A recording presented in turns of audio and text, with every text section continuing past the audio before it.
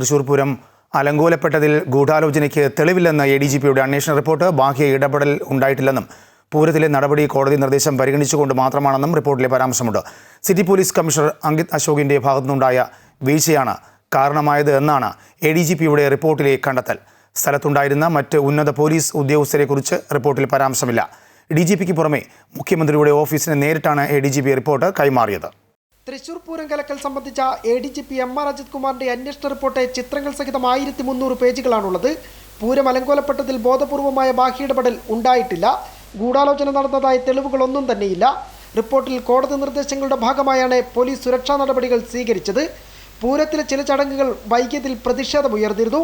എന്നാൽ city police കമ്മീഷണറായിരുന്ന Ankit അശോകിനെ പ്രശ്നം അനുനയിപ്പിക്കുന്നതിലുണ്ടായ വീഴ്ച മാത്രമാണെന്നാണ് എഡിജിപിയുടെ റിപ്പോർട്ടിലെ കണ്ടെത്തൽ. മലയാളിയായിട്ടും ഉത്സവ ചടങ്ങ് നടത്തേണ്ടത് എങ്ങനെയാണെന്ന് കമ്മീഷണർക്ക് മനസ്സിലായില്ല.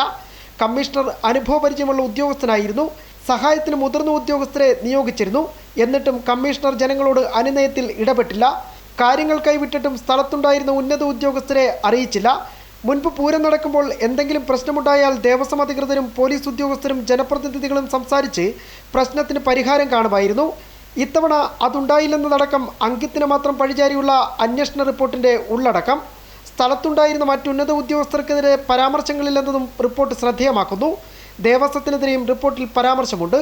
പൂരം ചടങ്ങുകൾ പൂർത്തിയാക്കാൻ ദേവസ്വങ്ങൾ അനുവദിച്ചില്ലെന്നതാണ് ഇതിൽ എടുത്തു പറയുന്നത്. അന്വേഷണത്തിന് ഉത്തരവിട്ട് 5 മാസത്തിന് ശേഷമാണ് ഏറെ രാഷ്ട്രീയ വിവാദങ്ങൾക്ക് കാരണമായ അന്വേഷണ report ADGP M R. Ajith Kumar ഇന്നലെ ഡിജിപിക്ക് കൈമാറിയത്. ഇതിന് പിന്നാലെ നേരിട്ട് മുഖ്യമന്ത്രിയുടെ ഓഫീസിനും റിപ്പോർട്ട് കൈമാറുകയായിരുന്നു. ഡിജിപിക്ക് ലഭിച്ച റിപ്പോർട്ട് വിശദമായി പരിശോധിച്ച് നാളെ വൈകിട്ടോടെ റിപ്പോർട്ടിനൊപ്പം ഒരു കുറിപ്പും മുഖ്യമന്ത്രിയുടെ ഓഫീസിന് കൈമാറും. ഇതുകൂടി എത്തിയ ശേഷമാകും തുടർ നടപടികൾ എന്തെന്ന കാര്യത്തിൽ മുഖ്യമന്ത്രിയും സർക്കാരും തീരുമാനമെടുക്കുക. അമൃത ന്യൂസ്, തിരുവനന്തപുരം.